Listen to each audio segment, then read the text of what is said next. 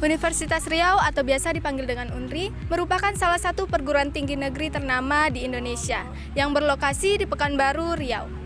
Universitas Riau berdiri pada tanggal 1 Oktober 1962. Universitas Riau berlokasi di Jalan Bina Widya, kilometer 12,5, Simpang Baru, Pekanbaru. Sejak berdirinya pada tahun 1962, Universitas Riau selalu berkembang menjadi universitas yang menawarkan berbagai macam program studi yang berkualitas, yang relevan bagi masyarakat Provinsi Riau. Universitas Riau awalnya hanya terdiri dari Fakultas Ketatanegaraan dan Ketataniagaan atau yang disebut FKK dan Fakultas Keguruan dan Ilmu Pendidikan atau yang disebut FKIP. Kemudian pada tahun 1963 dan seterusnya, Universitas Riau membangun fakultas-fakultas lainnya.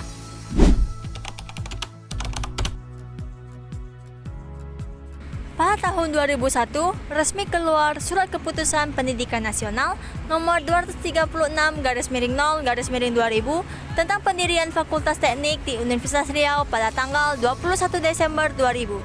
Sehingga Fakultas Teknik resmi berdiri di Universitas Riau. Fakultas Teknik memiliki banyak jurusan, salah satunya adalah jurusan Teknik Kimia. Teknik Kimia pertama kali diselenggarakan sejak semester ganjil tahun ajaran 1994-1995 berdasarkan SK Rektor Universitas Riau.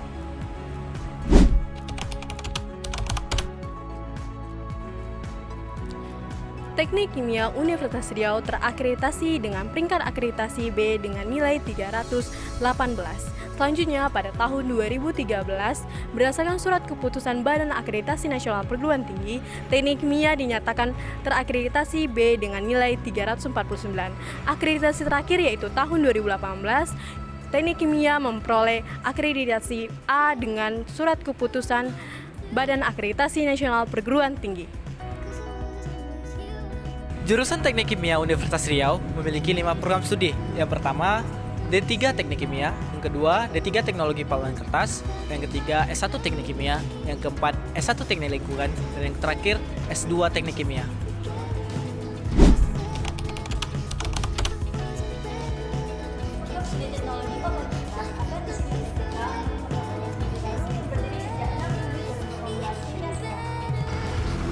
Program studi TPK ini merupakan hasil kerjasama antara UNRI dengan PT Riau Andalan Pulp dan Paper dan Tanoto Foundation.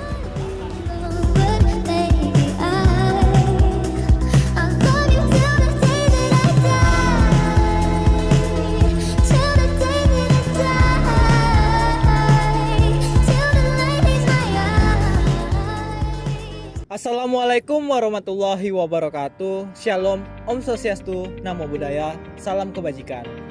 Halo semuanya. Kami dari kelompok 2, kelas TPKA angkatan 2024. Di sini kami akan menjelaskan tentang dissolving pulp dan produk-produk turunannya. Dengan saya sendiri, Billy Daniel Malau. Saya Olga Cokoleonata. Saya Elizabeth Joyce. Saya Sakia Triana. Saya Angelika Santa Maria. Saya Cia Melusi.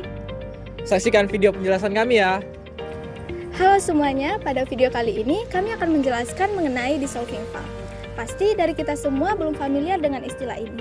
Padahal, produk ini sangat penting dalam industri tekstil, farmasi, hingga makanan. Dissolving pulp adalah pulp kayu yang mengandung lebih dari 90% alfa selulosa dan kandungan zat lain yang lebih rendah seperti zat ekstraktif, lignin, dan kadar abu.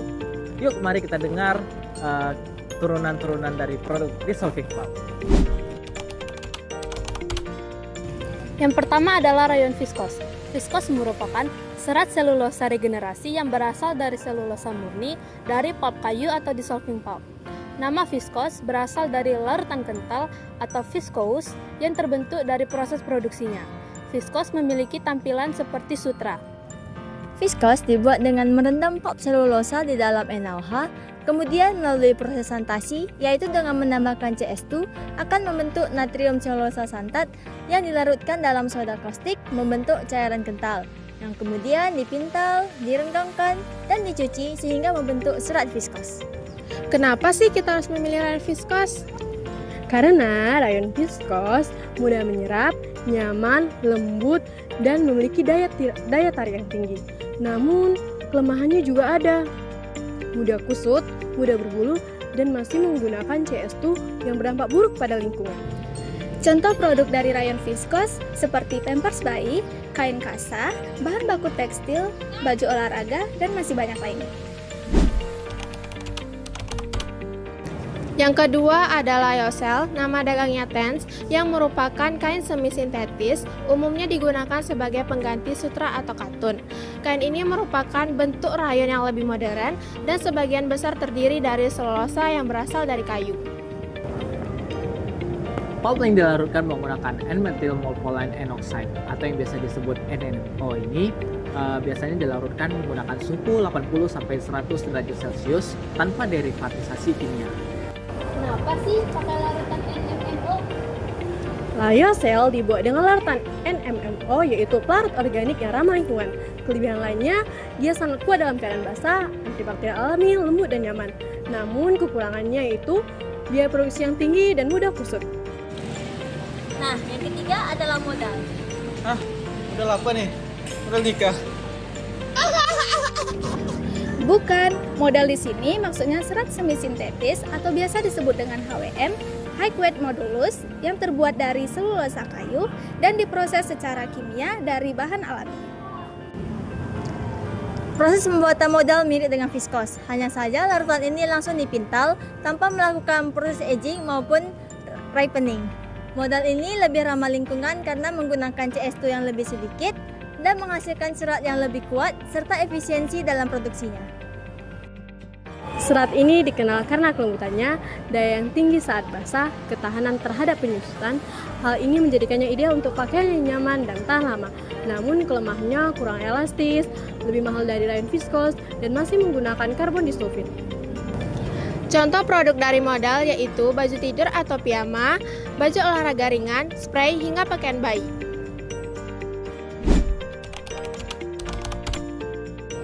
Selanjutnya itu ada selulosa nitrat. Ester dari selulosa terbentuk ketika selulosa alam direaksikan dengan asam nitrat dan asam sulfat. Wow, keren! Produk apa aja bisa dihasilkan?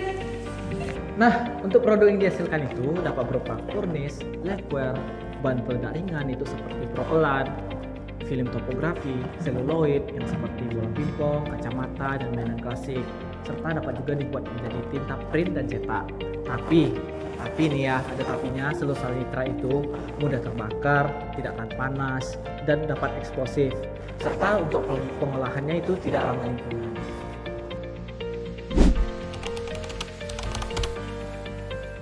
Selain selulosa nitrat, ada selulosa asetat yang juga turunan dari selulos yang terbentuk melalui penggantian sebagian atau seluruh gugus hidroksil atau OH dalam molekul selulos dengan gugus asetil atau COCH3 sehingga menghasilkan bahan yang lebih stabil secara kimia atau termoplastik. Oh, apakah mudah terbakar juga seperti selulosa nitrat? Dapat terbakar, tetapi tidak semudah selulose nitrat. Selulose asetat juga ramah lingkungan, stabil terhadap cahaya dan panas, ringan, mudah dibentuk. Contoh produknya seperti kemasan kosmetik, sisir, klip rambut, filter rokok, film fotografi, dan masih banyak lagi. Selanjutnya ada woven dan non-woven.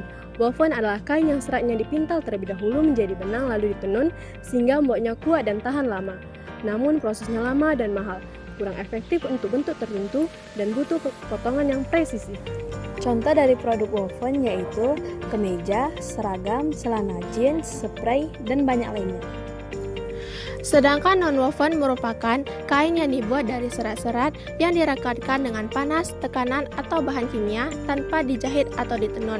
Kelebihannya yaitu proses pembuatannya itu lebih cepat, biayanya lebih rendah, ringan, fleksibel, dan cocok untuk produk sekali pakai. Sedangkan untuk kelemahannya sendiri kurang tahan atau mudah sobek dan kurang bernilai estetika. Contoh produk dari non-woven seperti masker medis, tisu basah, kain spunbond atau tas belanja, popok, dan masih banyak lagi.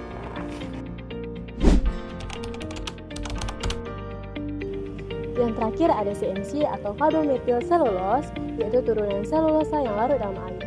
Biasanya berbentuk putih atau bubuk kekuningan. Nah, ada yang menarik dari CMC, yaitu dia bersifat anionik, hidrofilik, biodegradabil, dan tidak beracun. Sehingga CMC ini aman untuk digunakan di berbagai produk.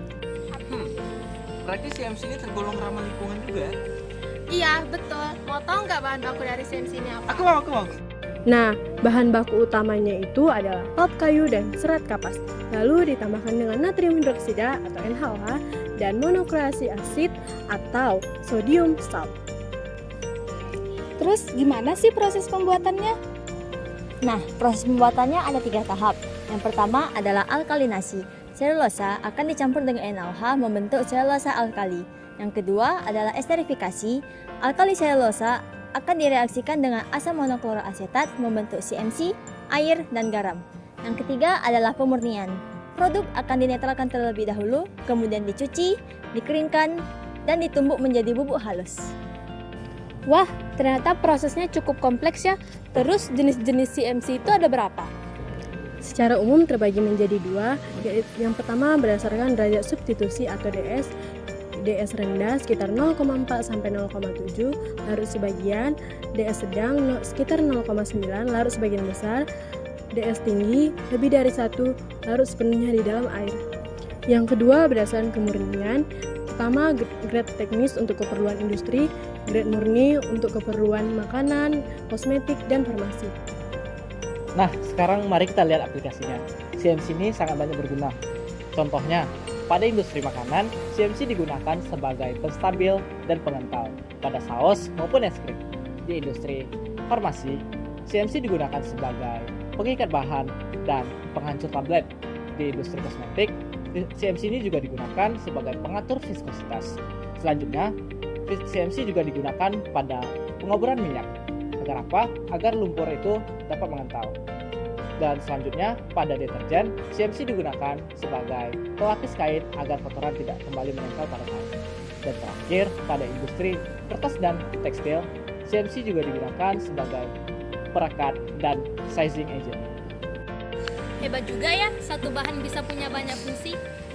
Iya, dan itu karena kelebihan dari CMC antara lain ramah lingkungan dan bisa terurai, biaya produksinya itu lebih rendah, tersedia luas, dan banyak digunakan di berbagai aplikasi di industri. Semoga materi yang kami sampaikan dapat dimengerti dan bermanfaat bagi para penonton. Maaf apabila ada kesalahan dalam perkataan. Dengan ini kami ucapkan